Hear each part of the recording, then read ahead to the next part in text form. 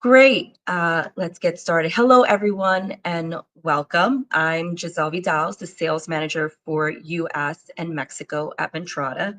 It's great to have you all here for the OTA Advantage, where we're going to be sharing insights from a new research study conducted by GetYourGuide in collaboration with us at Ventrata and two other leading system supply provider, Bókun and FareHarbor.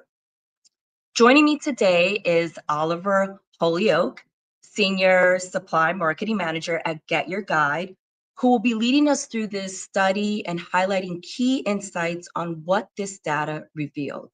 Oliver, it's a pleasure to have you here today. It's a pleasure to be here. Thank you so much.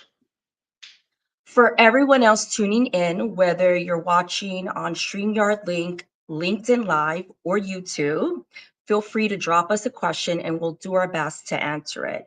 We're also going to have a dedicated Q&A towards the end, so don't worry, we'll do our best to get through all the questions. A quick note before we begin, we'll be recording this and sharing this afterwards, so don't worry if you need to step away. You'll be able to watch this at a later time if needed. Um, if you want to follow along through the detailed report of GetYourGuide that we're going to be covering today, you can scan the QR code that you see in order to follow along with the slides. So great. Okay. So before we jump into the findings, let me give you a short introduction, yes, of Ventrata. For those of you who don't know, hopefully you all do, but in case if you don't, we're an enterprise ticketing platform built for high volume attractions, tours, and activity operators.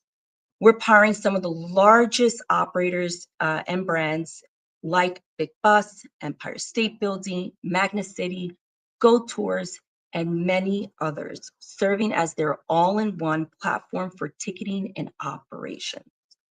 Our technology connects online, on-site, and partner sales into one seamless system, giving operators a unified view of their performance. One of the things that makes Ventrata stand out from the rest is our deep API connectivity, direct integration with leading OTAs like GetYourGuide that enable real-time availability, live instant confirmation, and live pricing updates.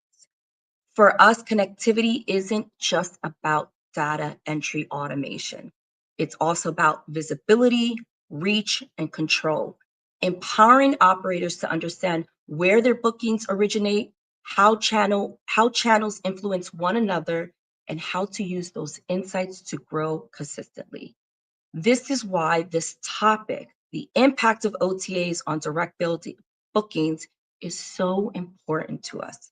It sits in the intersection of technology, strategy, and performance. So we're really excited to be covering this topic with you guys today.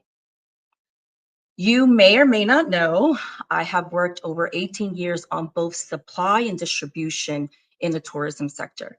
And I've heard the same concerns over and over again, especially from smaller and newer operators. If I list my experience with an OTA, will that take away business direct from my direct website? I mean, it's an understandable worry. It's one that I actually shared when I was on the supply side. You know, you have to think about commissions that you're cutting out, or how are you going to be tracking visibility? It's just much harder.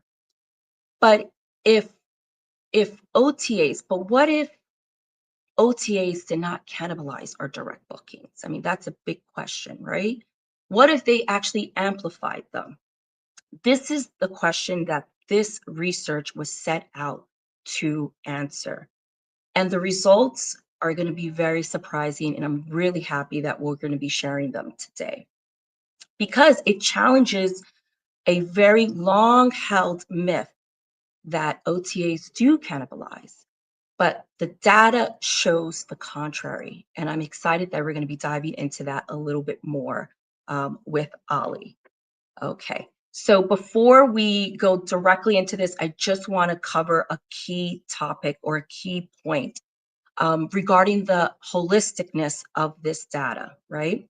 So at Ventrata, we respect our clients' data absolutely. Like GetYourGuide and Bókun and FareHarbor, we handled it with the highest standard of security and confidentiality.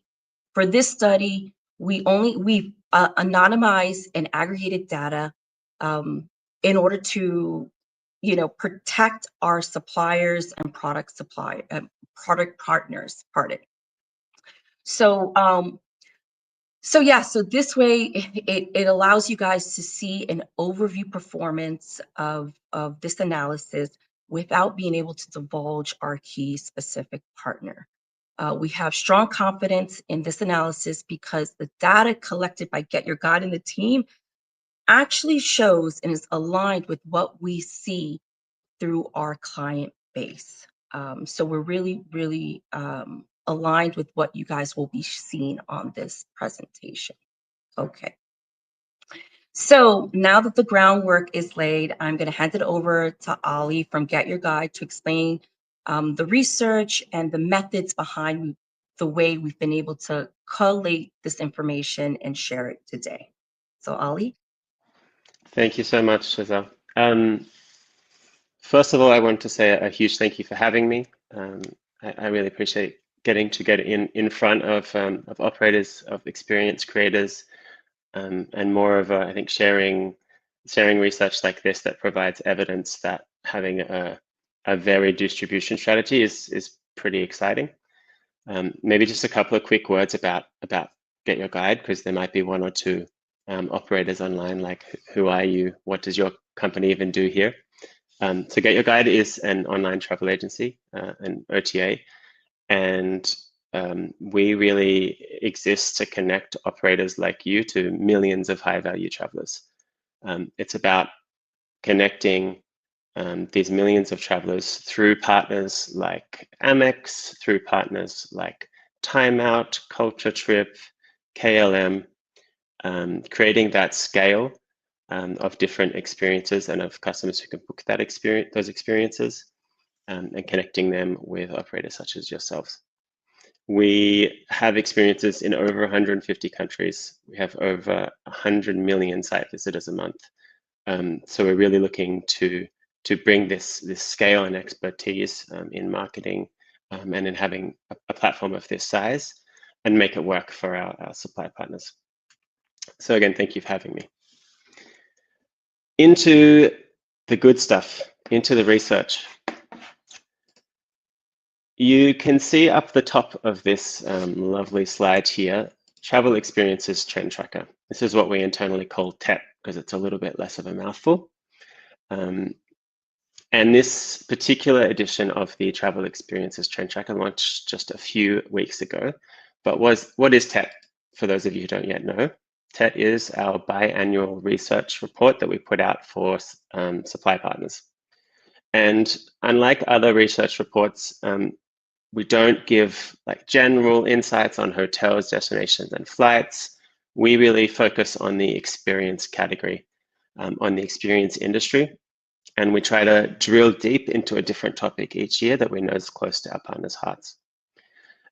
We change that topic each year.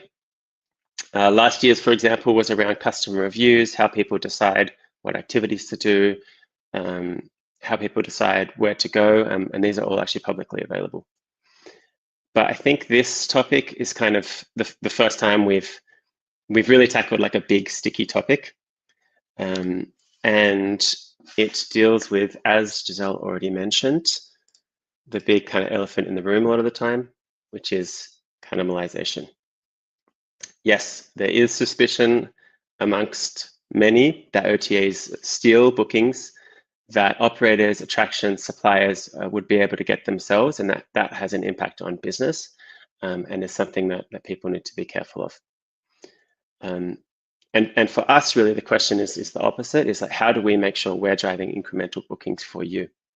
And that's really what we looked at with this research to understand better and confirm some suspicions that we had.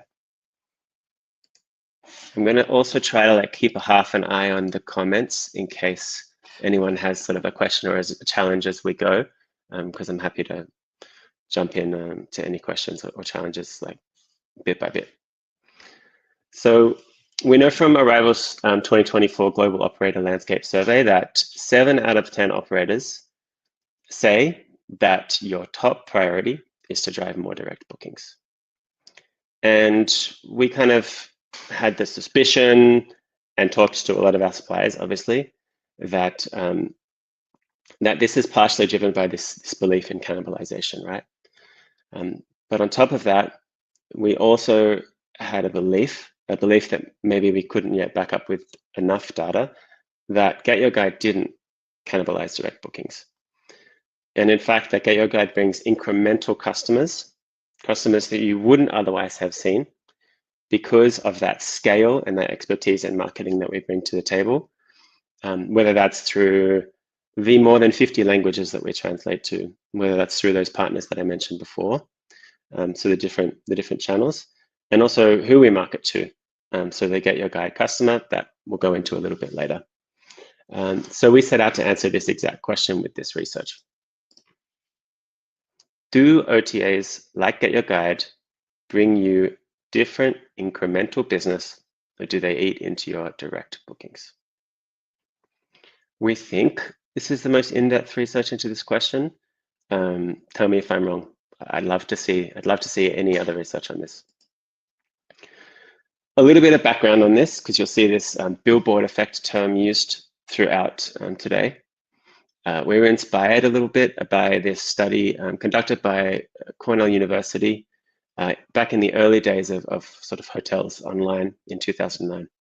And that study basically took hotels, monitored bookings on Expedia and Direct, did a comparison between online and offline blackout period, and then monitored what happened to their direct bookings when they were no longer listed on the OTAs. So answering a similar question to what we're posing here today for hotels. And what they found was a phenomenon known as the billboard effect. So the result of this survey is like widely cited. I imagine many of you have actually already heard of the billboard effect as something in the hotel industry.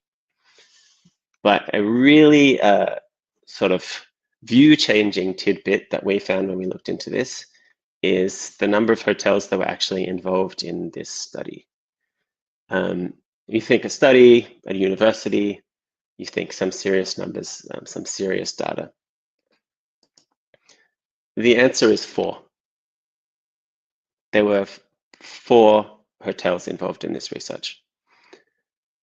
But of course, looking at this, we knew that if we stood here in front of our partners, our ResTech partners, our supply partners, and we said, hey, we looked at 4 suppliers, and this is evidence to answer that question around direct booking cannibalization, we would get laughed at, and I think it would be fair.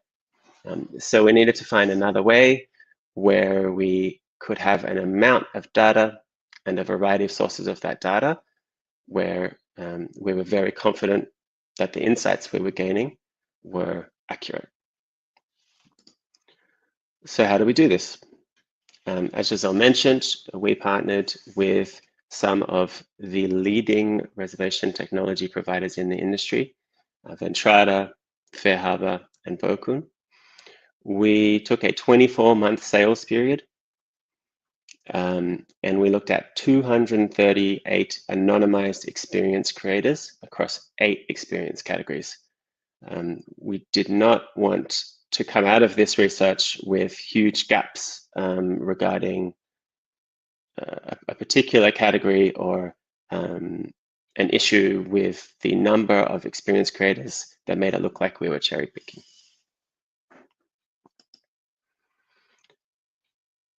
The structure of the rest of what I'll walk you through is up on screen now. We'll talk quickly about, well, not so quickly, but we'll talk about what the research says, so the results of when we actually looked at this data. Then we'll kind of think about why that might be. We'll talk about what we think this is telling us. And finally, we'll talk a bit about what you can actually do about it. What are the actions that you can take from these insights?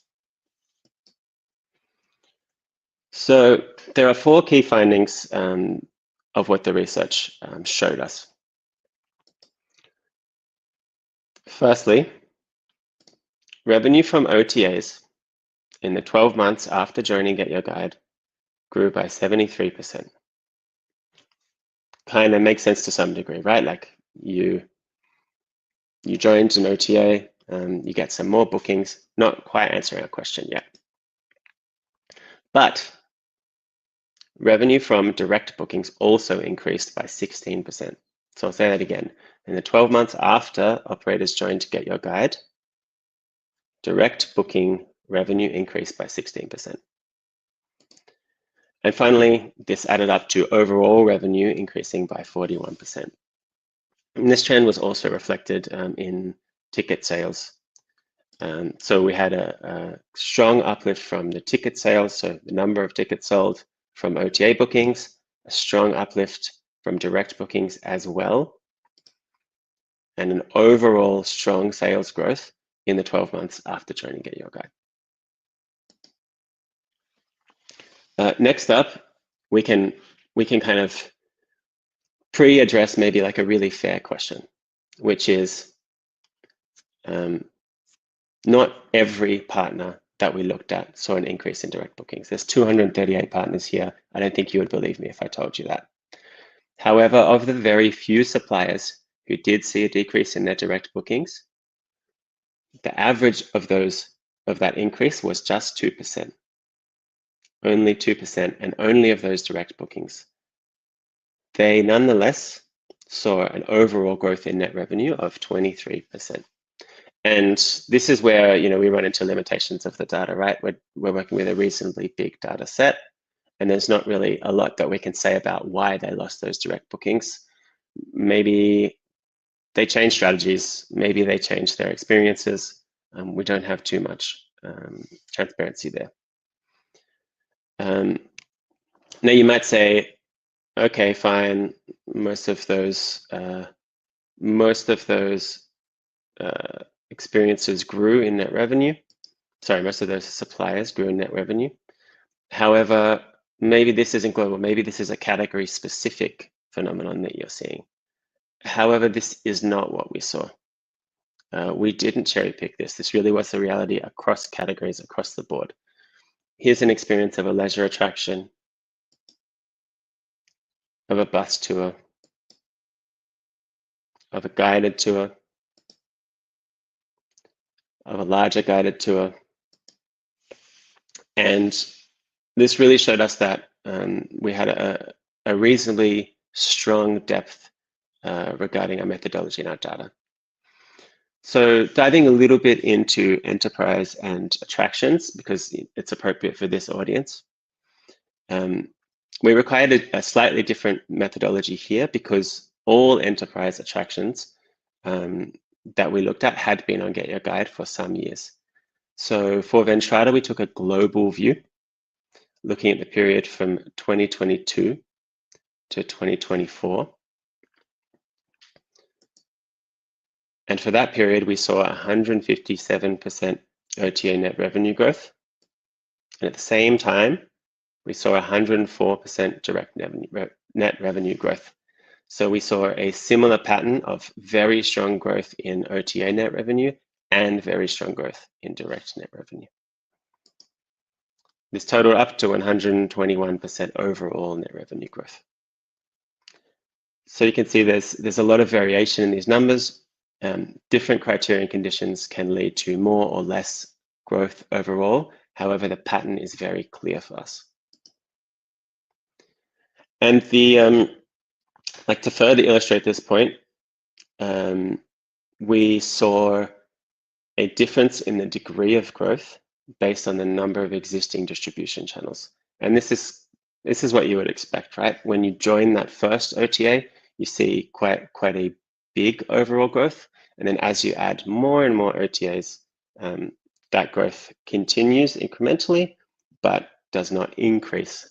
So your 11th, 12th, 15th OTA is not going to have the same impact as your first. And size also matters with overall growth. So the smaller the operator, the bigger the gain.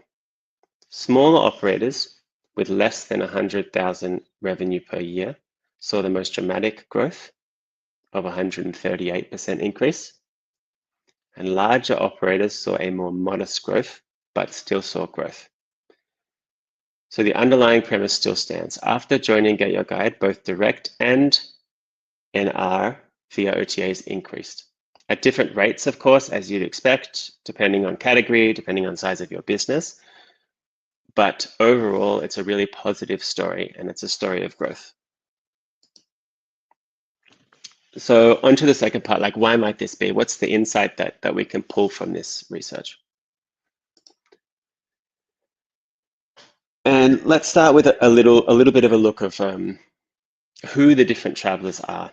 So segmenting trip types by types of travelers, because different trip types have different booking behavior.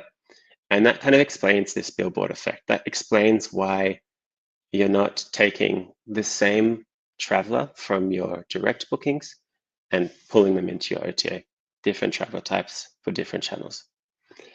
Here we've got FITs, free independent travelers, the largest cohort in the Western world. So 7 out of 10 travelers organized a trip as a free independent traveler last year. And by the way, I'll just mention like this doesn't add up to 100% because people can be in 2 of these groups at different times. For example, a free independent traveler is an attitude-based segment, whereas a corporate traveler is a very clear segment that you're traveling for your work. I think most importantly, some of these free independent travelers travel and do more travel experiences than others. And we call these travelers that do the most explorers. And if you've ever been to a Get Your Guide webinar or seen a report of ours, you've probably heard us talking about explorers a lot. Explorers are the most valuable FITs, and they're responsible for most of the spending. 92% of them go out of their way to do activities, almost 50% book activities before they arrive in destination. And as you can see here, there's 7 trips per year for this particular segment. So they actually make up the bulk of spending on experiences. And these explorers search online constantly. On average, they use 12 different resources to plan their trips. And you can see here the different resources, most of which we'd all be familiar with, right? Customer review sites, tourist board websites, travel books, etc. They use multiple sources because their research process isn't linear. They might jump from platform to platform and even resume searching on different devices. In fact, research suggests, and we've all seen this in some form or another, that people see a huge amount of ads each day across a range of touch points. Billboards, YouTube, Spotify, Instagram, really everywhere. And they're collecting information all the time. In fact, we know that 30% of our travelers visit Get Your Guide more than a month in advance. So they're looking, they're researching, and they want to compare and think about things before they book. So you're probably thinking at this point, like, what is he talking about? He's gone into this, he's gone on a bit of a tangent looking at these travelers, but bear with me for a second. I know we're into customers a bit, but there's a real point here. So the reason that people use multiple resources and multiple touch points and over such a long time is because there's a bunch of different paths to their decision-making process. And there's 3 stages here. But again, I think it's important to highlight that it's not necessarily linear. Here are our 3 stages. We have, where should I go? What things should I do there? And what activities should I book? Destination, activity types, and activity products. So first up, a traveler picks where to go. They might collect a bunch of options and narrow it down, and narrow it down, and narrow it down. The second is, of course, I know where I should go, like what am I going to do there? Same process, they might have several things that they want to do, and they'll narrow it down to the things that that they will actually intend to book. And finally, once they've decided what type of activities, they can choose which specific cruise, which galleries they want to visit, which wine tours to do. Makes sense. And I think understandably and sensibly, operators and attractions spend the majority of their marketing budgets at the product level. So making sure you capture that direct demand that wants to be, that has already decided the activity that they're going to book. But GetYourGuide markets along this whole journey. A little insight here. One of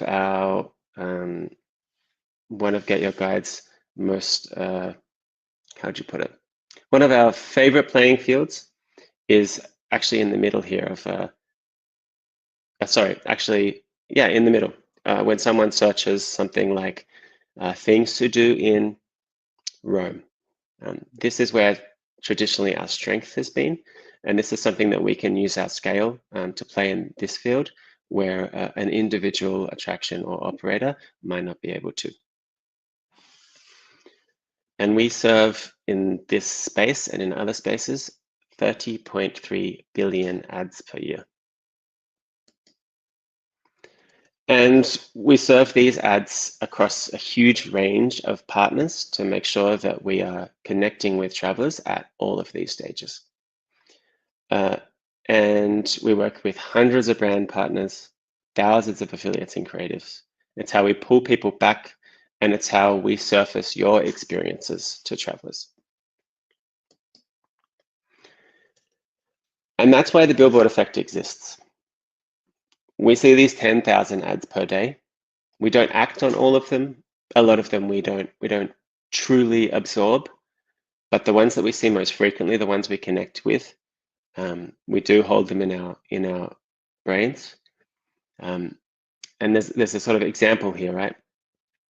Imagine you have a pretty great 5% conversion rate on your page. That means there's 5 in every 100 people who do book you, and 95 in every 100 people who don't book you. But by visiting you, they've seen your experience and you planted a seed in your mind. You're an option, you're a maybe. They could book you where they've seen you, or they could book you somewhere else. And that's the invisible power of invisibility. Sorry, the invisible power of visibility is what we like to call that for a pithy marketing line. So we looked at the insight there, right? Like, why might this be? Why might we see this effect? But what can you actually do about it? The data makes space for a bit of a reframe, a bit of an opportunity to look at, now that we have some evidence to suggest that OTAs don't cannibalise direct bookings, what can you change? What can you reassess to get this billboard effect working for you?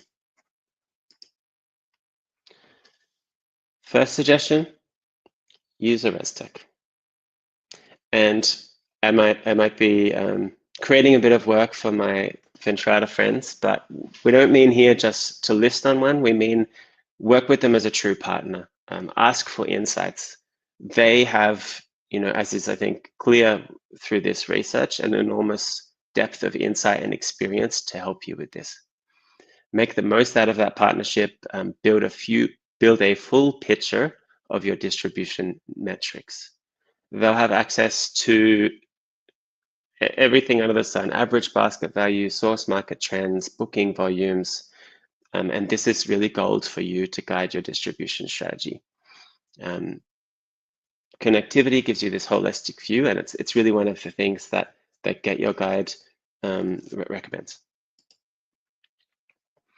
Second suggestion here is ensure your data is clean and complete. What does that mean? It means to test and to try many products on many channels. And here the safest way is really all products on all channels, at least to start, because it'll help you get accurate insights. We've heard different stories of people saying, of suppliers of ours coming to us and saying, GetYourGuide only works for a certain price point of product. And when then optimizing with that supplier, we've heard that actually they haven't yet tried the premium product. So really test and ensure you get a full picture and clean data by listing all your products. The third suggestion here is to reframe the question of OTA impact on direct bookings to be a question around long-term growth rather than short-term loss. And that really means going from how do we ensure that OTAs don't eat into our direct bookings to how does working with OTAs impact the cost of our direct bookings? And you'll see what I mean with cost in a moment.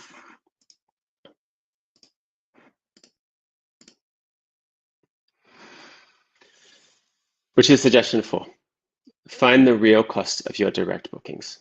To do this well, you really need to have a good understanding of what the cost is of your direct bookings. And this will fluctuate over time, and so it's never going to be perfect.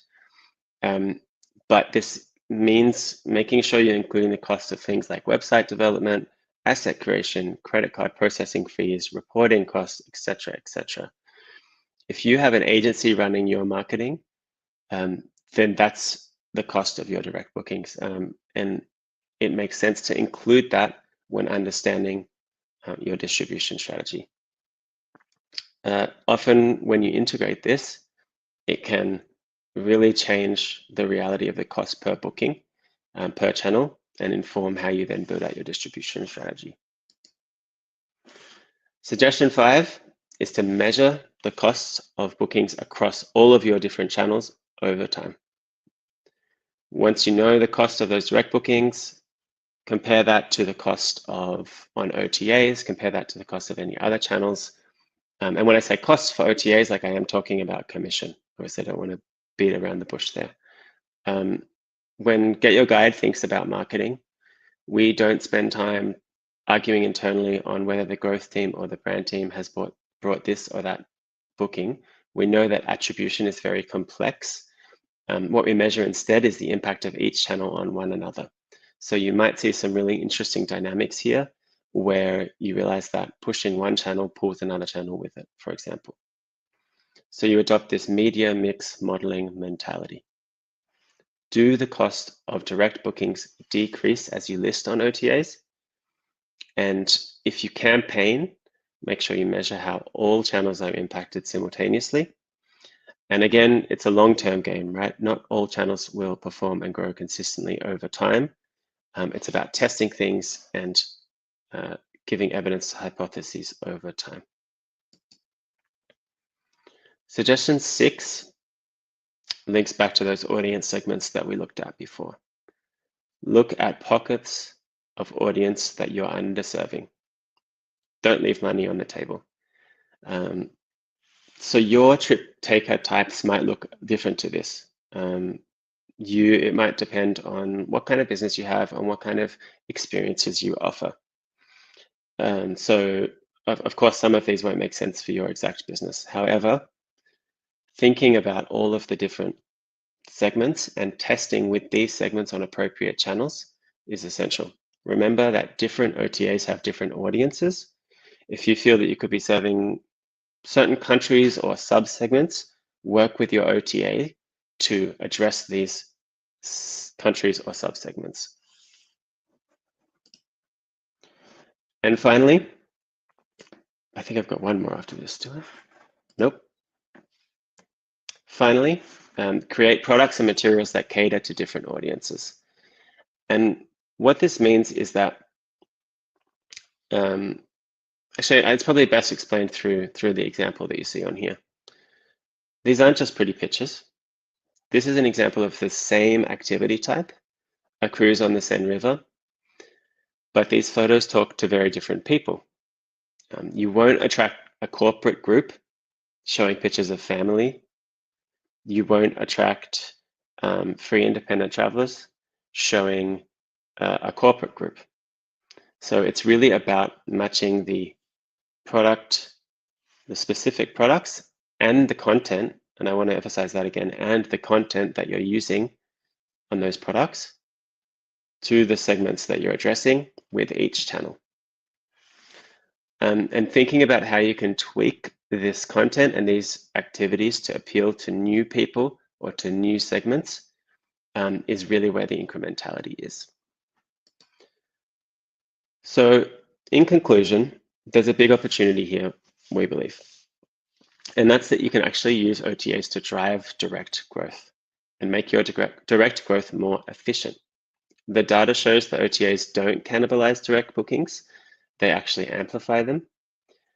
So we're encouraging our suppliers to think like marketers, make sure your data is clean, take a long-term view, explore which audience pockets you're underserving, and look for ways to use OTAs to target audiences. I know I speak for Ventrata as well when I say like we're here to help you do this. So let's learn to build out these distribution strategies together. And with that, I want to say a massive thank you. And if I'm not wrong, Giselle, I think we'll open up for some questions.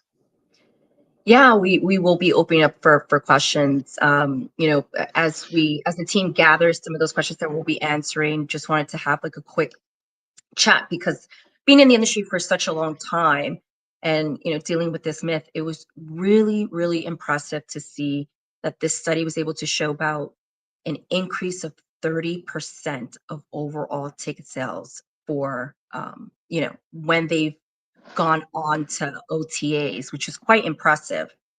It clearly indicates like that OTAs can actually drive incremental demand rather replacing existing customers. So just a quick question for you.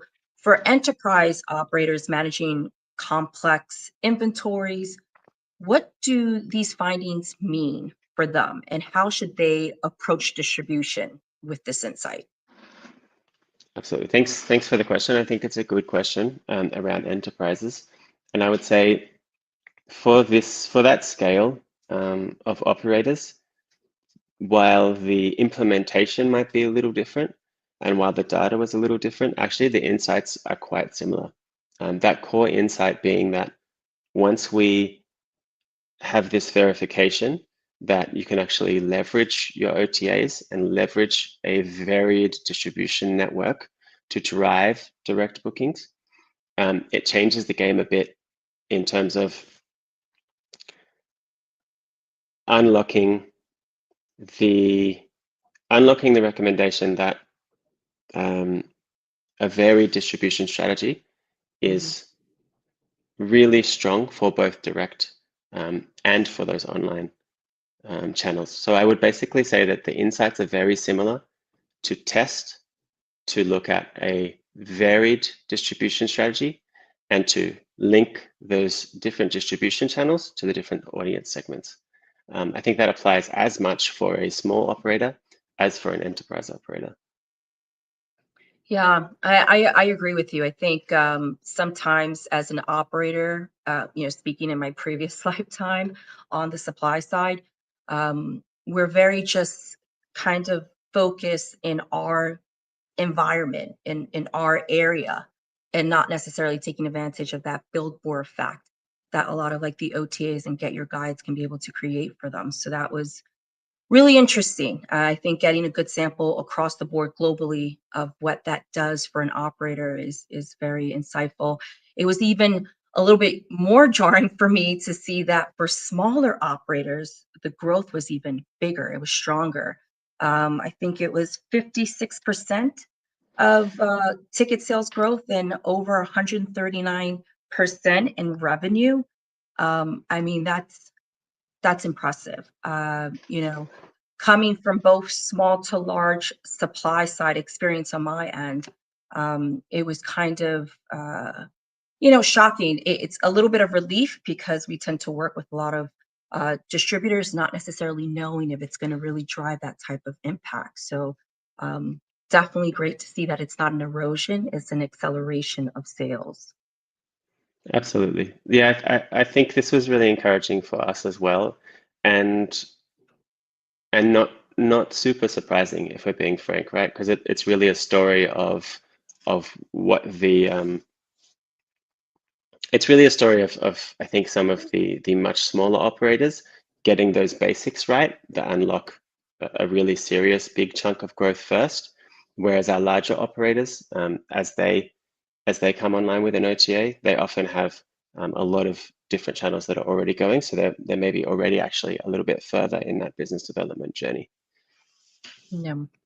No, I agree. I agree. I think another benefit is that, when an operator kind of connects to an OTA, not only does the sales increase, but you actually get those insights. I mean, you shared a lot about the consumer profile and what drives, what Get Your Guide sees on their platform. So I think that's also amazing insight. Sometimes as a supplier, we can be very focused on our direct sales or inside on street sales, but not necessarily get those types of insight of customer profile. So that was also great to see. So, yeah, I mean, thank you, Ollie. That was super insightful. Get Your Guide in collaboration with us and the other Rust Tech, Bókun, and FareHarbor. I think this was a very impressive, study piece. Uh, Even for me, being in the industry for so many years, it is the first of its kind, to be honest with you. So, A big team effort. yeah, yeah. So I definitely want to open up to any Q&As. I don't know if there's any questions that those that are joining us through all the different. Yes, here we go. So quick question: does people look at the same product and compare prices? I mean, services vary between each suppliers. How to show them service difference? Do you want to take that on? Yeah, sure. I'm absolutely happy to take that on. I can take it on from a Get Your Guide perspective, and then maybe you actually have a sort of slightly separate Ventrata perspective. This is for us as a platform. You've hit the nail on the head. This is a huge challenge, right? We want to have a platform that provides the perfect amount of choice, and that's different for every traveler. So it's quite a hard thing to do. So how do people look at, thank you, easier when the question's up here. How do people look at that same product and compare prices? I think what you're saying here is like a similar product from different operators. This is something that we address on Get Your Guide by making those product differences very, very clear in our interface. So it's really like a specific product question for us.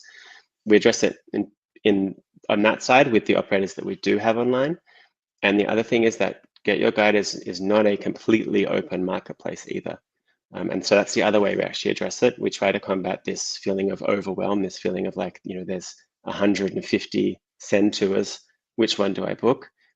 By providing our customers with a set of experiences that we think serves them and not a completely open marketplace.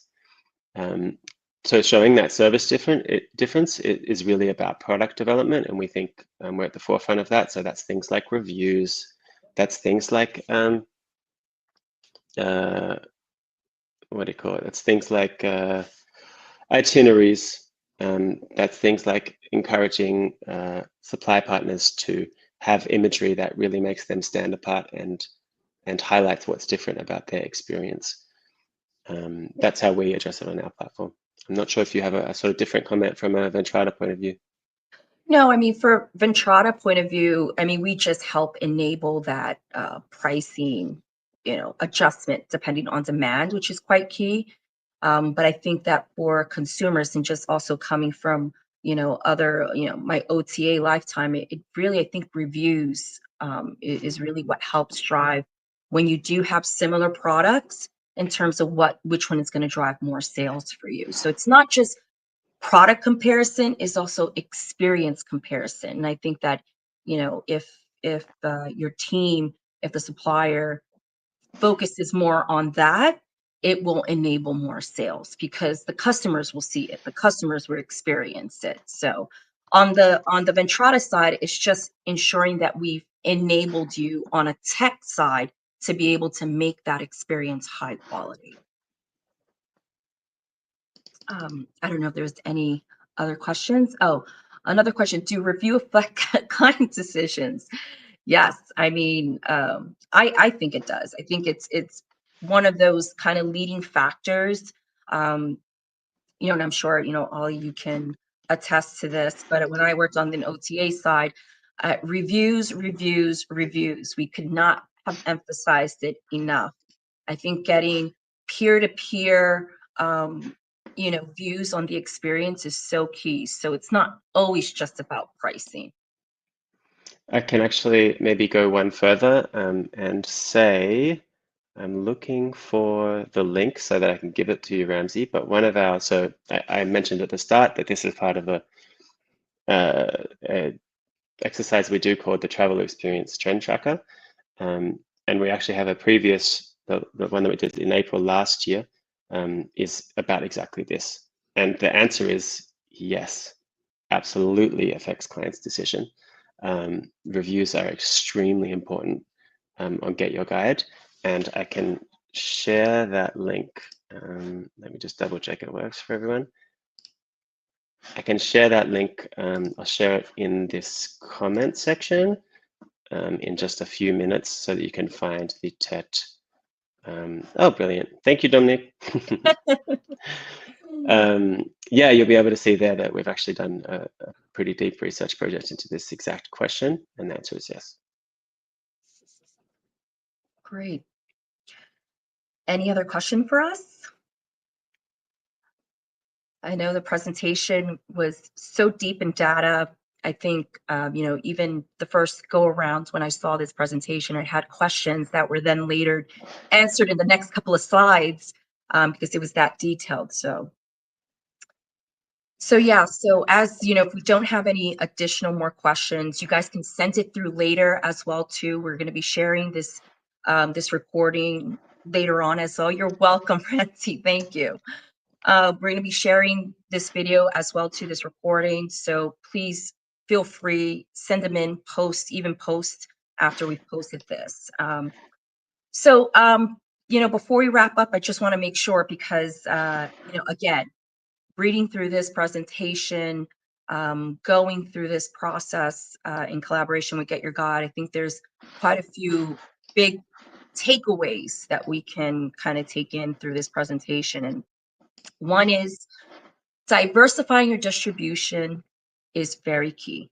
A single sales channel really limits your reach and resilience. So I think that's quite key for an operator to really think about. And secondly is, view OTAs as a marketing amplifier, not a competitor. And I think that's for me was the biggest takeaway, that we're not competing, that they're just an extension of your marketing efforts, that they're able to reach a wider audience and strengthen your brand within those diverse market sources. So it definitely broadens your reach. Third is, and this is quite key, because even though if you do diversify your distribution and you do collaborate with OTAs to amplify your brand awareness, you have to invest in a strong connectivity and data infrastructure.